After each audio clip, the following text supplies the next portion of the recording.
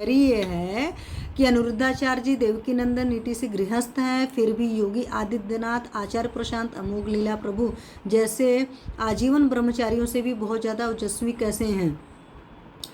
आजीवन ब्रह्मचारी हैं या नहीं है? देख सर, यहीं पर एक बात कहूँगी मैं एकदम। देखिए, ये जो है लीला प्रभु, अमोघ लीला प्रभु जी के बारे में मैं बहुत ज़्यादा नहीं कमेंट करूँगी। आचार्य प्रशांत जी के बारे में भी मैं इतना ही कमेंट कर सकती हूँ, ही इज़ अनमैरिड पर्सन। ब्रह्मचारी कोई इंसान है या नहीं है, आप ये चीज़ नहीं कर सकते हैं।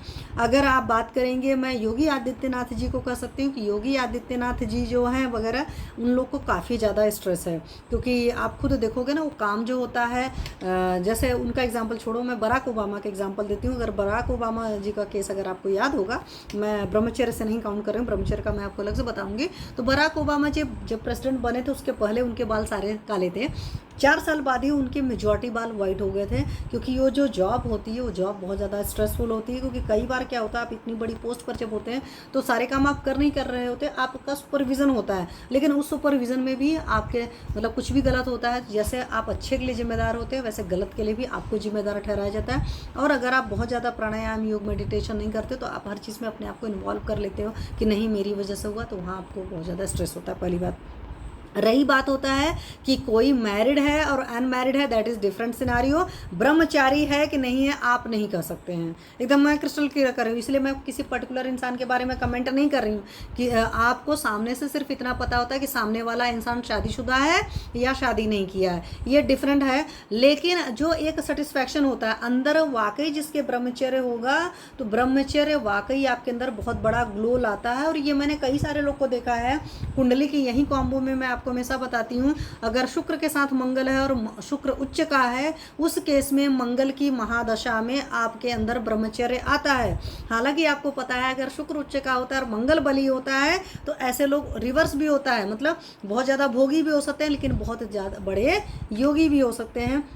तो कोई इंसान शादीशुदा है या नहीं शादीशुदा है ये तो आप बता सकते हो, लेकिन कोई ब्रह्मचारी है 100% या ब्रह्मचारी नहीं है, सिर्फ वही जानता है। हाँ, अगर कोई इंसान 100% ब्रह्मचर्य पालन करता है और बहुत पीसफुली फॉलो करता है। एक होता है कि कुछ लोग रिचुअल्स के चक्कर में फॉलो करते हैं, बट अंदर क्या है पैटर्न मैं नहीं जानती हूँ, तो वहाँ पर ओझ बहुत आता है, पहली बात है।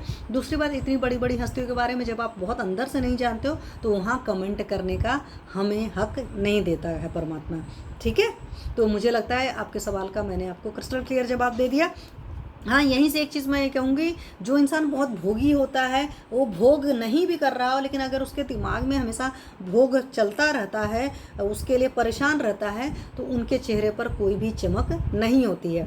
या आप सिंपल अपनी लाइफ में देखते हैं, जो लोग शुक्र का चरण करते रहते हैं, चाहे रिलेशन बना करके, चाहे ऐसे ही विदाउट रिलेशन के भी शुक्र का चरण करते रहते हैं, उनके चेहरे की पूरी ग्लो, पूरी आभा चली गई होती है, उनकी वाइटल पावर भी नहीं रहती है, उनकी इम्यूनिटी पावर भी नहीं रहती है, और एक अजीब टाइप का, मतलब उनके चेहरे को देख करके ना एक कह सकते हो कि अजीब टाइप की नेगेटिविटी आती है। और जिनका जो अपने शुक्र पर बहुत कंट्रोल करते हैं, उनके चेहरे को देख करके एक पॉजिटिविटी आती है। सबसे बड़ी बात होती है, हमें अंदर से बहुत कंटेंटेड फील करना होना चाहिए, और हमें अंदर से हर चीज़ नेचुरली करने की कोशिश करना चाहिए, फोर्सफुली कुछ भी नहीं करना होता है, ठीक है।